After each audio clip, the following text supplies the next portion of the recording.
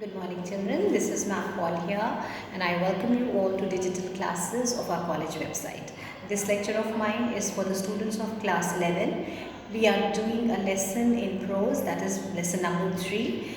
We are studying about Tutankhamen and how his tomb was discovered, how were things studied, what were the treasures which were found in his tomb, and why did Carter had no other option other than to remove Tut's body using hammers and chisels. So in his defense, Carter really had little choice. In his defense, he's saying that he had little choice, he had no other option other than this to take the body out with the help of chisels and hammers. He says if he hadn't cut the mummy free, thieves most certainly would have circumvented the guards and ripped it apart to remove the gold.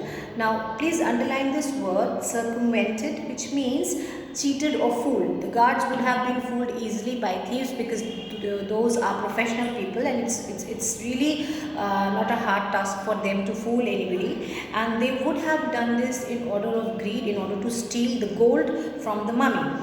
In Tut's time, the royals were fabulously wealthy. They were very wealthy people. So, and they thought or hoped, this was an assumption, it was a belief in the Egyptian tradition, in the Egyptian culture, that they hoped they could take their riches with them. They believed that one who had died like a king could take birth again as a king, and in his next birth he would need all these things. So in order to make him comfortable, they believe that this person who has died today would be rise up as a king in his next life.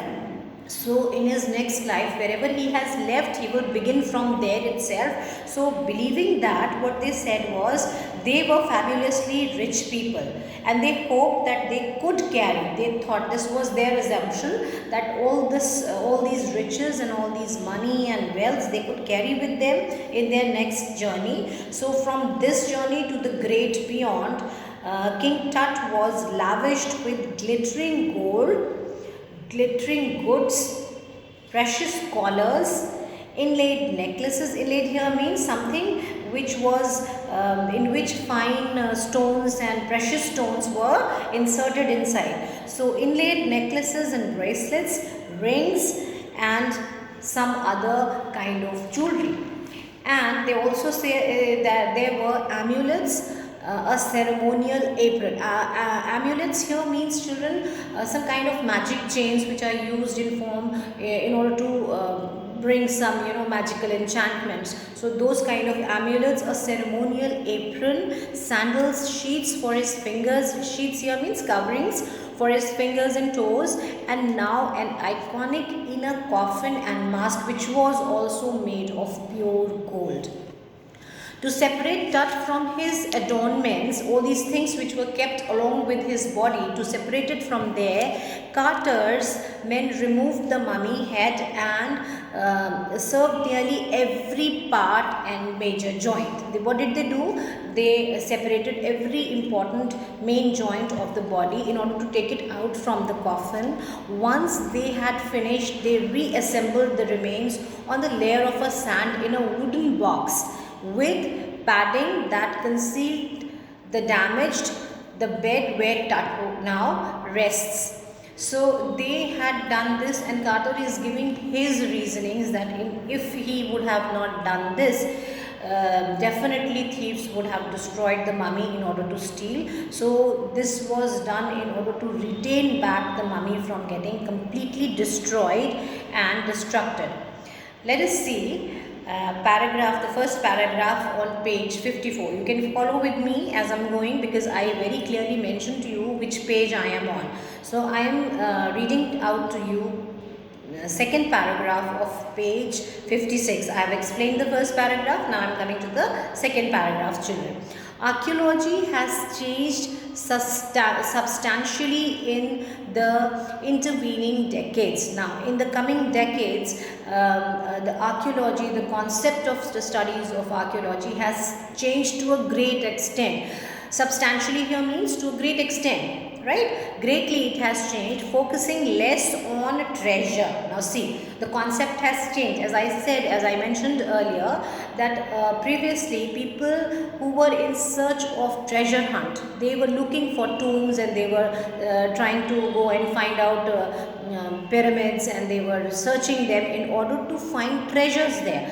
But the author A.R. Williams is telling us that archaeology has changed in the modern world. It has changed to a great extent in the intervening decades, in the coming decades. Why? Because now the focus of the study was not on the treasure itself, but it was now more on the fascinating details of life and intriguing mysteries of death.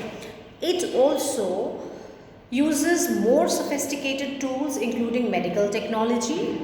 In 1968, more than 40 years after Carter's discovery, an anatomy professor x-rayed the mummy and revealed a startling fact: beneath the resin that cakes his chest, his breastbone and front ribs are missing. This was studied. It was some x-rays were taken of his mummy and of Tut's mummy, and this fact was revealed. People were startled. They were astonished to know this fact, that one of his ribs was missing, and the chest bone was somewhat distorted. So this thing came into being. Today, diagnostic imaging can be done with computed technology, or CT, by which hundreds of x-rays in cross section are pulled together like slices of bread to create a three-dimensional virtual body.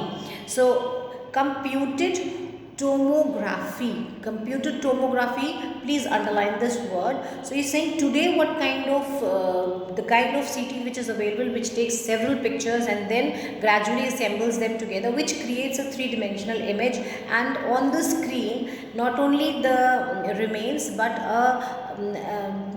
the word has been used, a virtual body is created on the screen, and one can study.